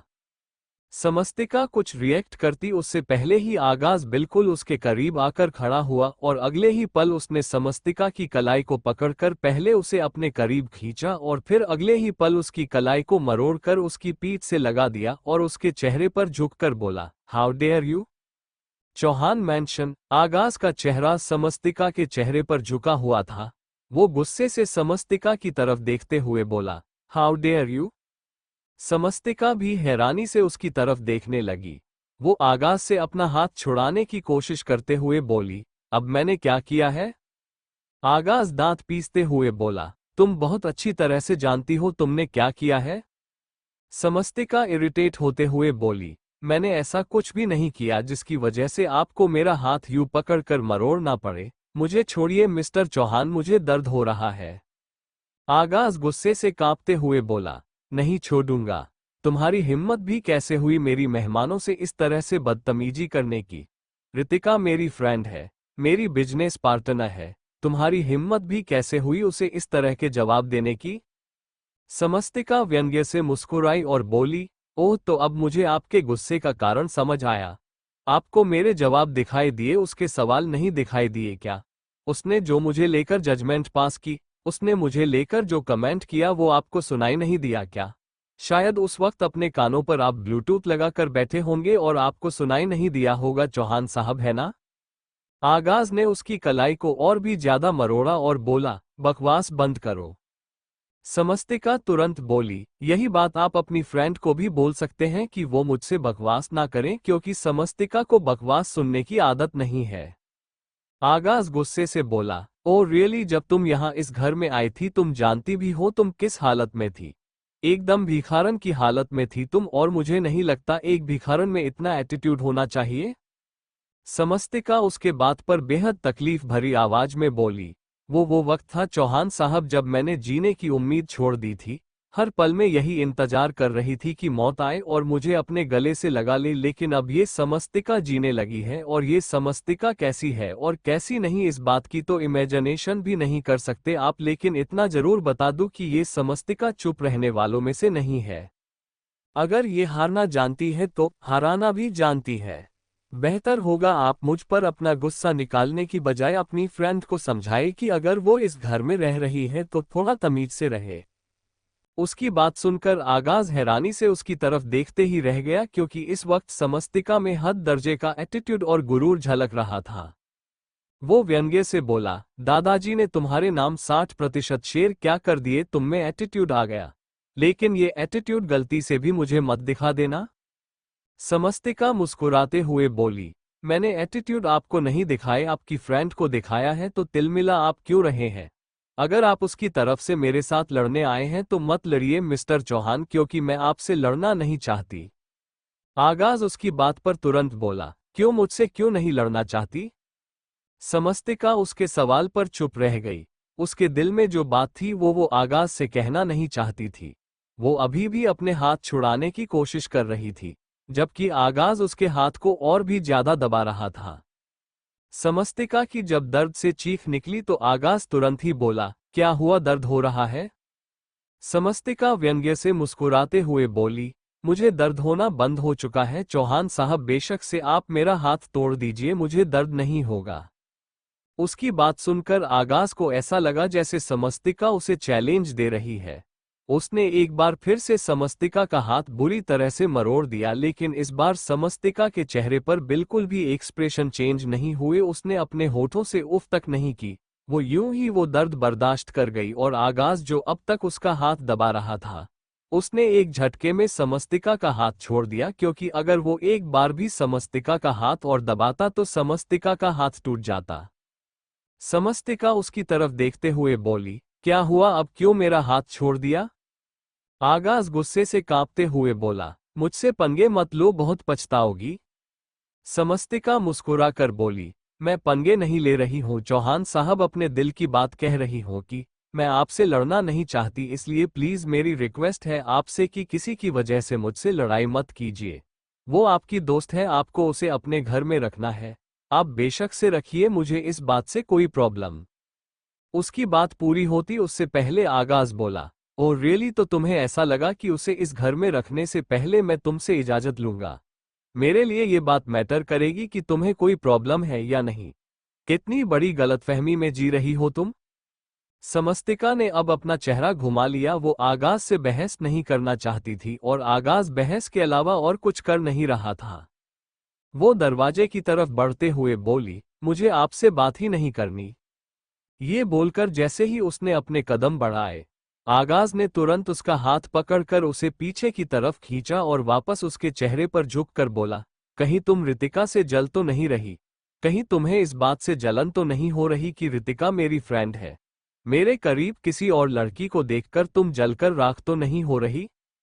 उसकी बात पर समस्तिका कुछ पल उसे यूं ही देखती रही और फिर हल्का सा मुस्कुरा कर बोली, मैं कोई आलू का पराठा नहीं हूं चौहान साहब, जो तवे पर रखी हुई जल जाऊंगी। लेकिन अगर आप रितिका के क्लोज इसलिए हो रहे हैं ताकि आप मुझे जला सके तो कोशिश कर सकते हैं आप, पर मेरी तरफ से आपको वो कभी नहीं मिलेगा जो आप देखना चाहते हैं। ये बोलकर उसने एक बार फिर से आगाज से अपना हाथ छुड़ाया और वहां से चली गई, जबकि आगाज को ऐसा लगा जैसे वो बातों ही बातों में आगाज को चैलेंज दे गई हो।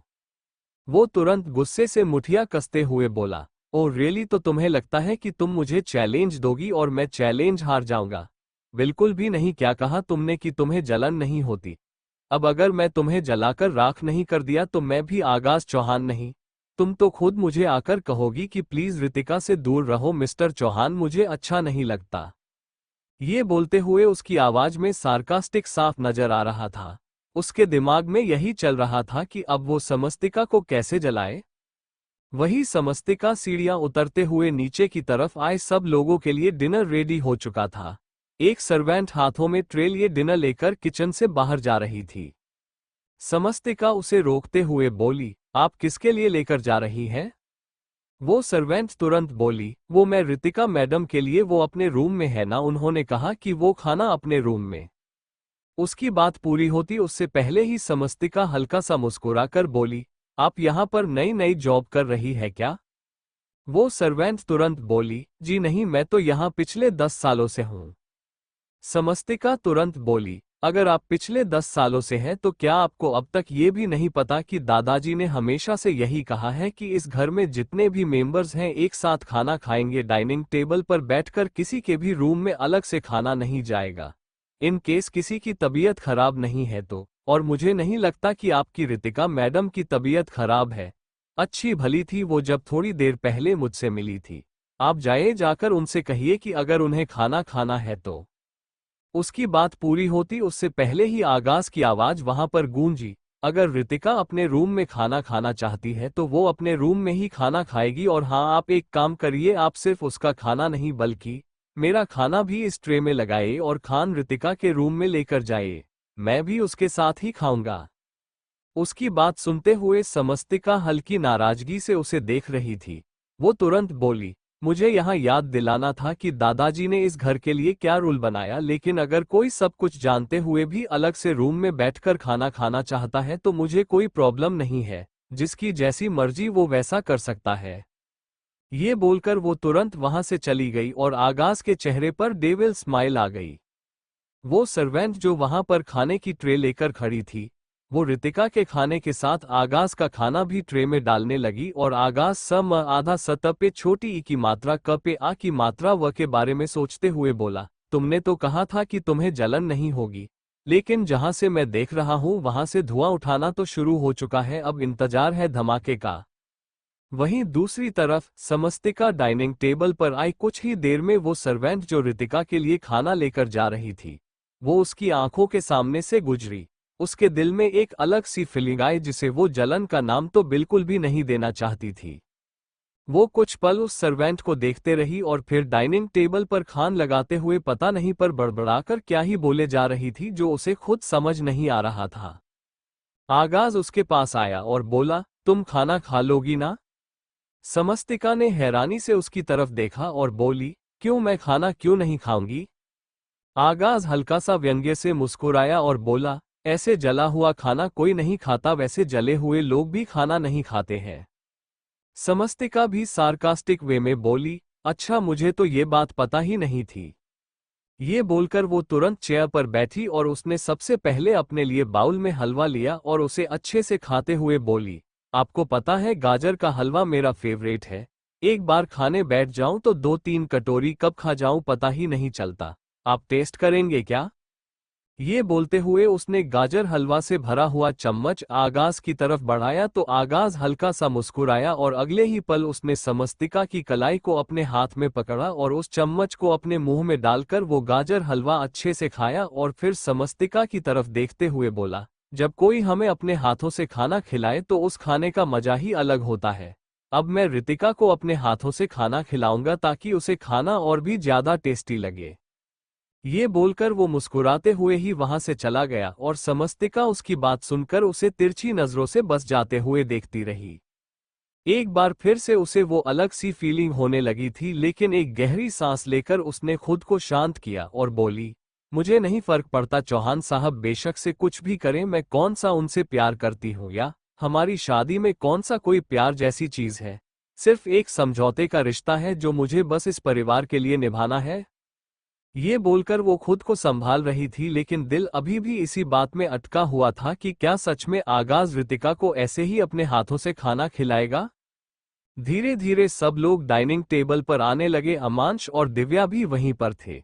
अमांश की नजरें समस्तिका पर थी और जिस तरह से आज आगाज ने समस्तिका के लिए उस पर गुस्सा किया था, अब तो उसके इरादे और भी ज्यादा मजबूत हो गए थे। उसने सोच लिया था कि वो किसी न किसी तरह समस्तिका को हासिल करेगा, जिसकी वजह से वो समस्तिका पर से अपनी नजरें भी नहीं हटा पा रहा था।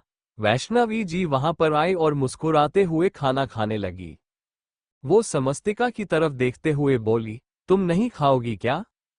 समस्तिका ने अपना सरनामे हिलाया और बोली, वो मैंने खाना खा लिया था, मुझे भूख लग रही थी तो मुझसे इंतजार नहीं हुआ, मुझे माफ कर दीजिए। वैष्णवी जी तुरंत बोली, माफी मांगने की कोई जरूरत नहीं है बेटा, खाना ही खाया है, तुमने कोई गुनाह नहीं किया, अगर भूख लगे तो खाना खा लिया करो, इंतजार मत किया करो। दिव्या तुरंत बोली, हाँ तुम तो इस घर की वीआईपी पसंद हो, तुम्हारे लिए तो इस घर के रूल्स बदले जा सकते हैं। समस्तिका ने दिव्या की बात पर उसे घूर कर देखा, उसका मन कर रहा था कि वैष्णवी जी को बता दे, लेकिन वो उनकी सेहत के साथ खिलवाड़ नहीं कर सकती थी, इसलिए गुस्से से दिव्या को ही देखते रही तो दिव्या थोड़ा सा सकपका गई। उसने चुपचाप अपना खाना खाना शुरू कर दिया। वही अमांश समस्तिका की तरफ देखते हुए बोला, जरा हलवे का बाउल देना। ये बोलते हुए उसने अपना हाथ समस्तिका की तरफ बढ़ाया। समस्तिका के चेहरे पर परेशानी झलक उठी। उसने अपने कैपते हुए हाथ से हलवे का बाउल उठाया और अमांश की तरफ बढ़ा दिया।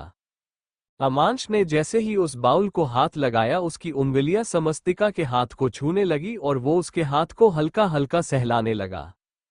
वहीं दूसरी तरफ ये सब देखकर आगाज की आंखें बड़ी हो गई। उसे अमांश पर तो गुस्सा आ ही रहा था, वही समस्तिका पर भी गुस्सा आ रहा था, जिसने अपना हाथ तो पीछे खींच लिया था लेकिन अमांश से कुछ कहा नहीं बल्कि चुपचाप वहीं पर खड़ी रही। वो नीचे की तरफ आने लगा लेकिन तभी रितिका उसके पास आई और बोली, क्या हुआ, तुम खाना बीच में ही छोड़कर फोन पर किससे से बात करने के लिए यहाँ पर आए? आगाज ने अपने फोन की तरफ देखा। उसके फोन पर उसके मैनेजर का कॉल था। कॉल थोड़ा इम्पोर्टेंट था, इसीलिए वो बात करने के लिए बाहर आ गया था, लेकिन अब बाहर आकर उसने जो देखा उसके बाद उसका पूरा दिमाग घूम चुका था। रितिका ने उसका हाथ पकड़ा और बोला, चलो ना अंदर, मुझे भूख लगी है, मुझे तुम्हारे साथ ही खाना खाना है। ये बोलकर वो आगाज को खींचते हुए अंदर ले आई और उसने आगाज को वहां सोफे पर बिठाया और खुद उसके सामने बैठकर आराम से खाने लगी।